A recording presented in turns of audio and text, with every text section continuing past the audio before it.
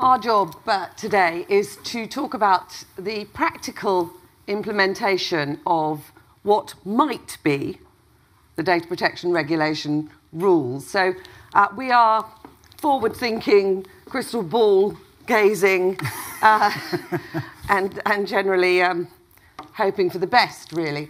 I don't know about you, but I have a strong feeling that the regulation's a bit like the bogeyman under the bed at the moment. You know, we've had 3 years. We've had a text, another text, another text. So we've had 3 years of waiting, wondering, worrying about what might finally come together.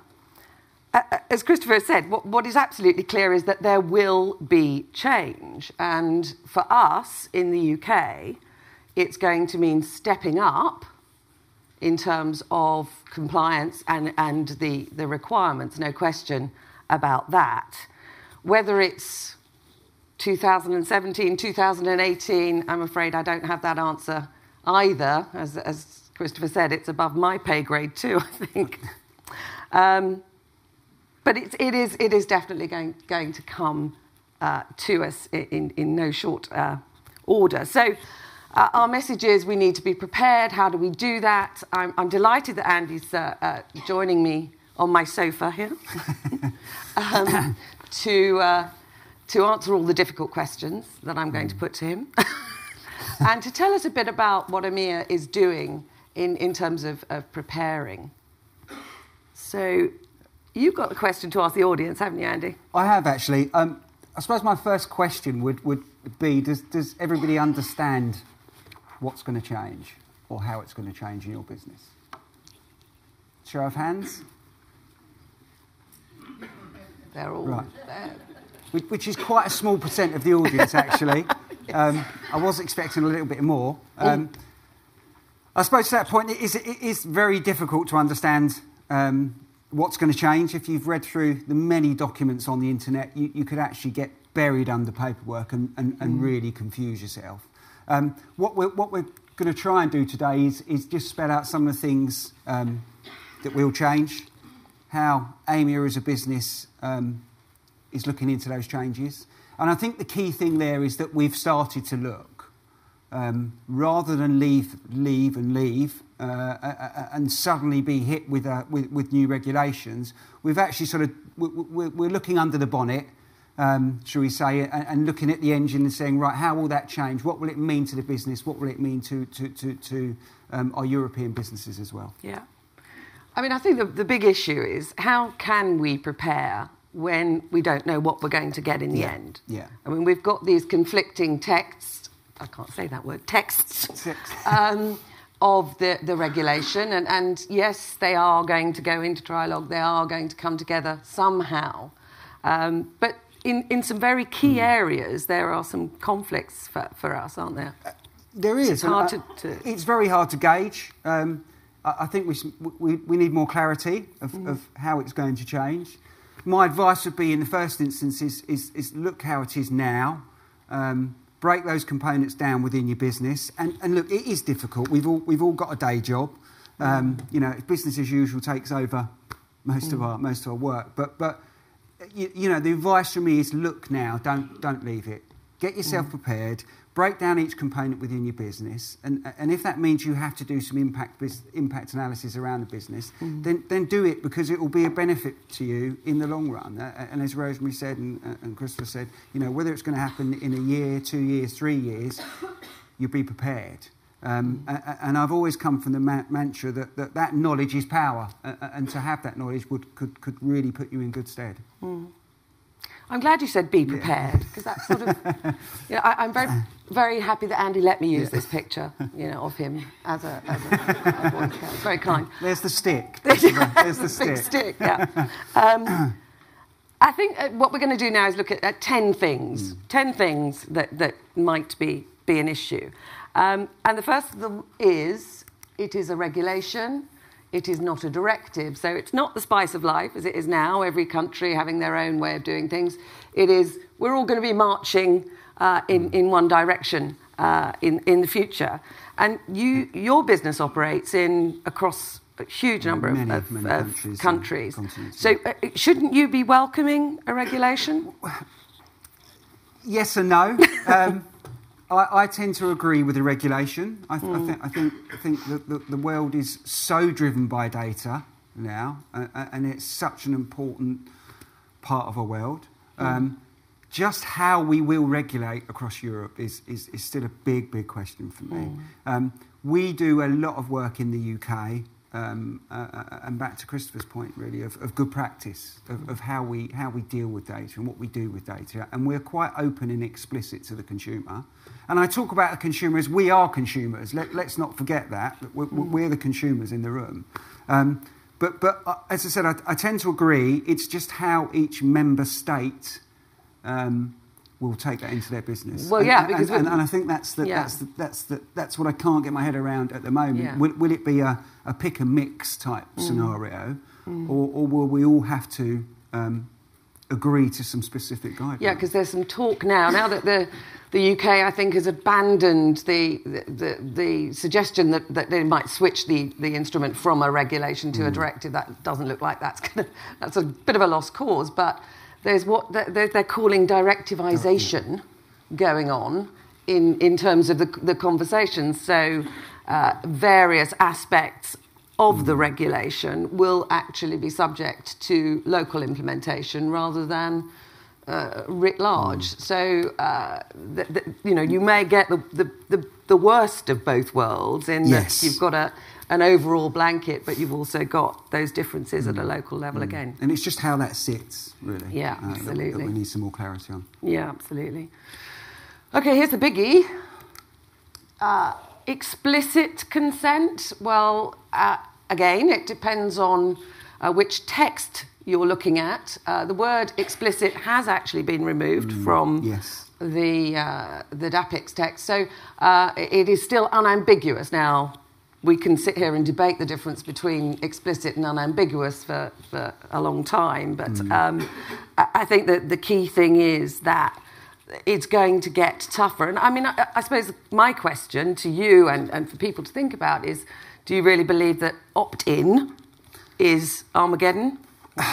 Is that the end of the world? That's a really good question, and it's to me it's profiling without consent and offering an opt-out to the point where we will all be affected. We will all be affected. You know, it doesn't matter how many times you look at your mobile phone or the internet. Advertising is driven by profiling, and whether that be IP addresses, beacons, location services, we're all involved in that, and there has to be a balance drawn of what are the guidelines around that. As I said, we as a business are very open and explicit. So we say to the consumer, when you sign up into the Nectar programme, this is what you will receive. This is how we will profile your data. This is how we will analyse your data. If you're not happy with that, you can opt out. And do you have the belief that actually encourages people to share? I think it does, and I think back to a point Christopher made earlier was it's built on trust, and if you trust a brand or you trust a process, then you're almost happy to share information because you'll get good offers from that, and then there's the fine line of what does that person, what does a consumer want, what offer do they want, and that's where it's difficult for us. It could well be Armageddon if everything is opt-in. That could mean a lot of work for businesses. I think it is more work, and I think there's a lot to be done around the way that you ask the question. We've been doing a lot of research with our permission benchmark work, where actually putting wording in front of consumers and saying, okay, would you opt in to this message if you were being asked by a brand? And we're finding that with the right words, the right reassurance, the right channels, it's channel related very much, that you can get 60+% opt in to communications. Now that is a hell of a lot better than I think anybody would assume. We always assumed it was going to be 80-20 in the wrong direction with opt-in. So there are ways, I think, and developing that trust. And I think that's key. Yeah. It's that trust, because once that trust is broken, Yeah. it will cost you, and it will be double as hard to pull that trust back into your business. Yeah. Okay, so my next point is on legitimate interest, the balance of interest, which of course is retained in the regulation, and the question again, we have different versions of the world here. In one text, in the Parliament text, we do have specified circumstances in which legitimate interests can be used, and they include the marketing of similar products and services. They include postal marketing, and they include B2B marketing. So I suppose the question is, at the moment we've got a very broad legitimate interests, balance of interests ground for processing. Is it a good idea to fine it down, to specify circumstances in which it'll apply, or I think not? it is. As I said, I think open, in the spirit of open and honesty, then what's the issue? Really? Let's be open and honest here. I think it'd be interesting if we go down the route of using legitimate interest rather than consent, as to how AIMIA or any other brand might want to explain to a consumer that the legitimate interests of the brand are overriding those of the individual. That might be some clever copywriting needed. It is, and it's a tricky one, isn't it? Yeah. Because you're happy until you might receive something that you don't want, and then the conversation starts. Yeah, I mean, this would still include a clear notice and an opt-out, obviously, in order to... And any objection would have to be made clear and acted upon. Yeah. And as I said, I think we just have to be clear on there is so much data flying around now, and we did a presentation end of last year, and I think I put a stat out there. It was something like 80 billion. If you put it in terms of an iPad, 80 billion iPads worth of data were created in 2014. That would build the Great Wall of China twice. So it just gives you an idea of how much data and information is flowing across the world at the moment. And of course, it's in the spotlight because of national security. So as I said, my message really there is open and honesty, clear, good practice within your organisation. Yeah.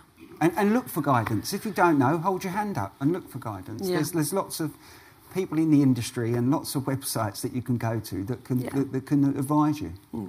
Yeah. What about documentation? I mean, as Christopher said, there's a lot about process in this regulation, and some might say a fetish of process, a phrase that he used, I think, last year that I remember. And one of the fetishisms about this is the requirement to document consent at a very granular level. So, to the effect of what notice I saw as a consumer and what I agreed to very specifically. And I think that's going to be a challenge, because I know most of the CRM systems I look at do not have that ability or that to store that level of granularity of consent. I mean, are you doing that? We're looking into it. It's something we're investigating. Yeah, it could take 3 years to build that. It could take, but we've started, and I think that's the key thing. And whether that moulds towards something like a preference centre that explicitly holds that information. But it's another area we've got to look into. At the moment, we can only pretty much hold it as a yes or no. We're very clear on our website what we do. And if anybody asks, we push people to the website and say, have a read. If you don't understand, we can add some clarity to that. But it's as I said, it's one of those components I think has to be broken down and gauged within the business and what it means. I mean, what we're finding is obviously it gets much more complex when you try and maintain that consent by proof of consent by channel, and then by brand or group company. So you end up with traffic lights on, off, well, I've said yes, oh no, I've said no, oh, I've said yes again. And it can get confusing. And, if we look 10 years back, it was a piece of paper or a direct mail coming through your door. Now we live in such a fast-paced digital world. It's on your phone, it's on your work mobile, it's on your laptop. We are surrounded by it. We are in a digital age. Yeah. And whether you like it or not, we're there. Yeah. But yes, it can become very confusing. And I often question that of we've looked at breaking down opt-in type consent scenarios per sponsor within our programme, but that just doesn't work. And I think that gets even more confusing to the consumer. Well, it is down to how many choices can you realistically offer someone, let alone manage them. Definitely. Yeah. One that we've heard about already, the mandatory breach notification. I think there's two things here. There's notifying the regulator, and of course there's notifying individuals. I mean, as far as notifying the regulator is concerned, I totally agree. Wilmslow is going to be subsumed in a tsunami as of if this comes through, and that's not going to do any of us any good, because it's generally going to mean that Christopher has less time to engage with the DMA, with other organisations, and with brands to improve how we comply. So, but I'd like to ask a question about notifying individuals about breaches. What's your take on that? It's a really good question, and this is. I think we need to understand, and I think there needs to be a line drawn of what a breach is.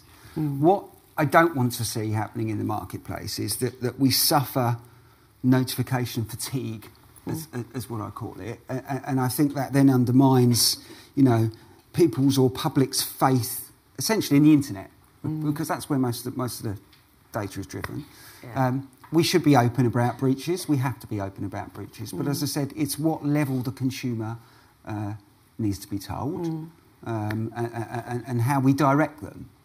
Because it creates panic. Yeah. And that's we need to find the fine line there of has my information been compromised to the point where we're talking about identity theft, national security. And I'm very hopeful that some level of breach is going to be introduced. I mean, that the UK is suggesting only if there's likely to be an adverse effect on the individual should the breach be notifiable to them. Yeah. And it's absolutely true. There's lots of evidence that the US is suffering such breach fatigue that people are now doing nothing at all. I mean, I'm sure, as the world we live in, there's lots of breaches that we don't know about.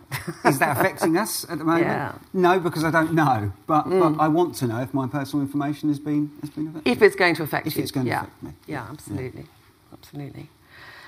The whole idea of privacy by design and privacy impact assessments is very much part of the regulation, and it's been best practice here for a while. The ICO have a code which is a very useful guide on how to conduct a privacy impact assessment in an organisation. I mean, do you use them? We use them. Do they work? Yeah, do you think? I'm very much of the belief that any sort of product or service configuration that this needs to come first, not at the end of the process, which has happened in the past. But I think, as I said, it needs to happen at the start of the process. For us, any sort of product or service configuration is built around the crown jewels of the business. And those crown jewels, as in the data, has to be protected. So we have a very good process where that's done at the start stage rather than the middle end. Yeah.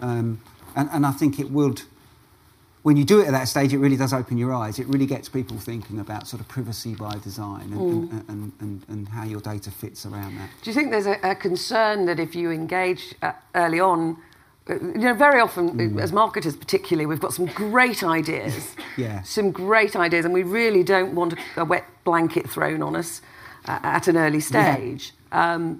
Is there? Do you think there's resistance on the basis that this might actually stop me doing what I want to do? I think there is. Yeah.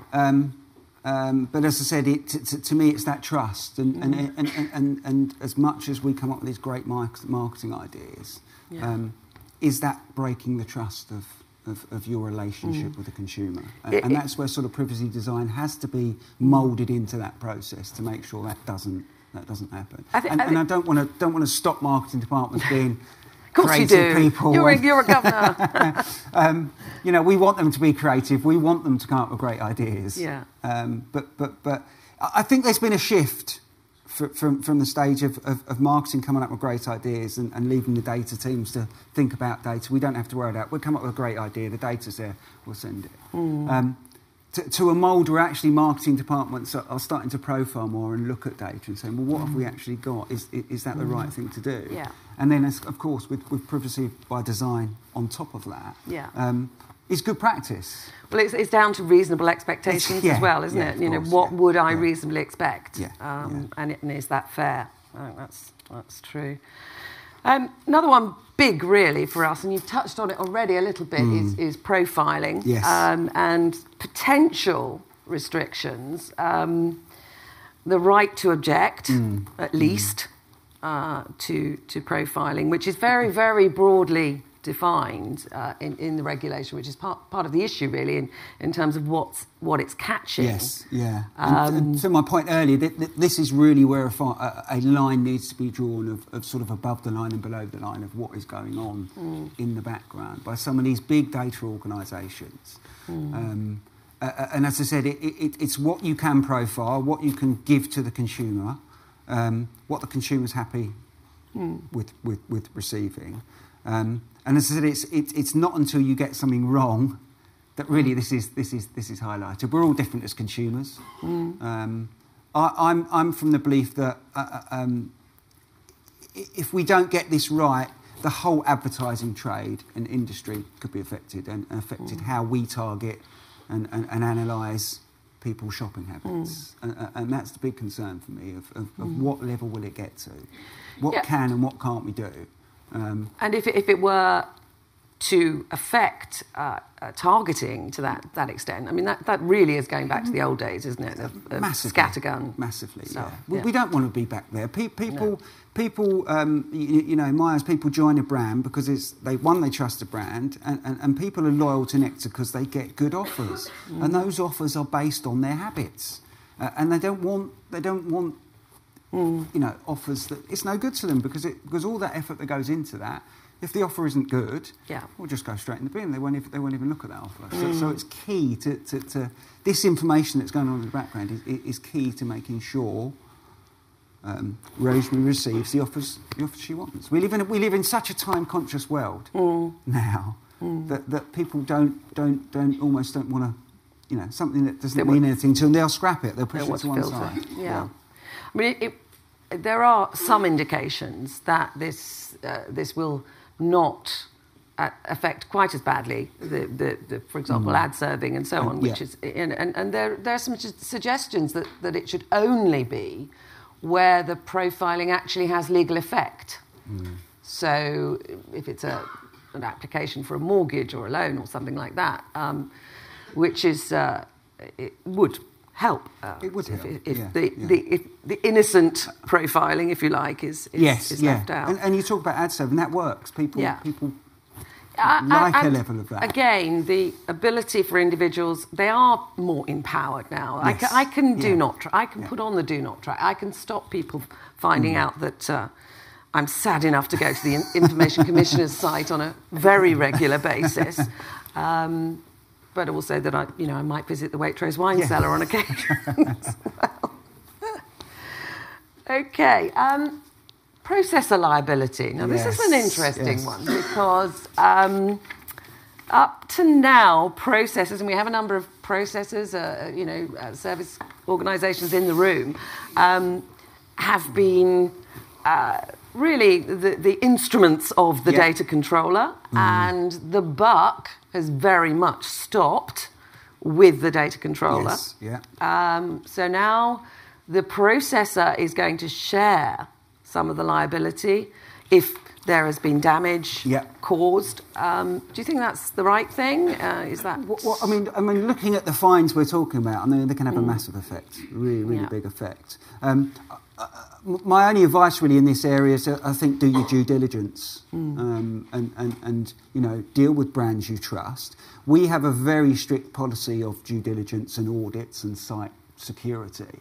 Yeah. And it's almost sort of a 3-month process before we pick a supplier. and it's almost to the point where, is this too much?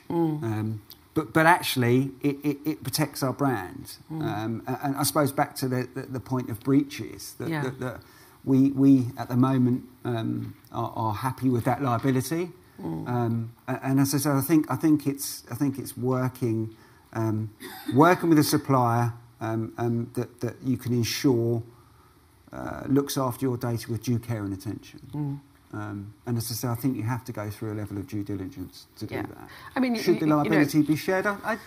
It's a very difficult question. I think the lawyers would expect there to be some contractual liability in there anyway, and some warranties in there. I suppose the issue is who really is in control, who pressed the button, or who's responsible for the button being pressed. And I think that's going to be one that's going to come out through case law or whatever. And I think we just have to, as I said, do your due diligence and keep an eye on it. So, right to erasure. Right to be forgotten and erasure in some of the texts. Right to erasure. Do you see any issues, or is this just a Google issue? Is it just a search engine issue, or is it? Well, I think from my understanding, it's a Google issue, or it's an internet issue at the moment. It's very much service provider at the moment. I think it will get to the point where it will come from the internet, and it will drive into most businesses. Yeah. It's a real sort of juggling act, right to erasure. We are quite open and honest and say, if you want us to anonymise your data, you don't want to be part of the programme, we will do that.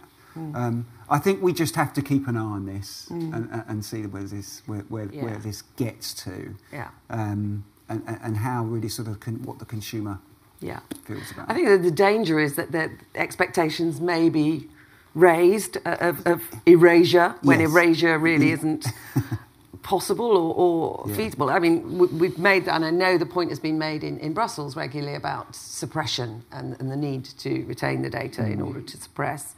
And I think that's covered off now. But we just don't know where that one's really going to land, do we? No, we don't. And I think, if I remember rightly, it goes back to the Google Spain case. That's sort the of man who will now never be forgotten. The man will never be forgotten. Jose Maria. Yes. So our final point is data protection officers. Data protection. Here they are. Aren't they lovely? There's my data protection officers. Sergey. They're all called Sergey. I suppose the issue here, I mean, first of all, we don't know yet whether data protection officers will be, or when they will be required. It depends on which version of the truth we get, whether it's based on number of employees, number of records processed, local law. Yes. The UK may decide not to make it mandatory, and Germany will obviously continue to. So I suppose my question is going to be, where are we going to find them all? Yes. And we had a chat about this earlier, and I think this also comes down to sort of accountability in businesses, about who has accountability in the business for data. And we've worked hard at that, so we have a sort of a direct accountability and reporting line. And it's a really good question. I think we as an industry have to force that through, and we have to try and create that awareness. Train a few people. Yeah. And it's a fine line. Does it sit with the legal department? Does it sit with the data governance manager? Ooh, I'm not sure. I haven't fully committed to that one yet. Are they policemen or prophets? Or, but yeah, I think us in the industry, and actually it's great to see this many people here. They're all going to have jobs in 3 years' time, aren't they? Yeah. Taking a real keen interest and on this subject. Yeah. So I think us as a community or us as an industry need to work harder at that. Yeah, absolutely. Well, that's it. There's the 10 points. I'd like to thank Andy for coming and bearing his soul on my sofa. I hope you found that interesting. You're now going for a short break, and we're going to allow you some music to walk out by.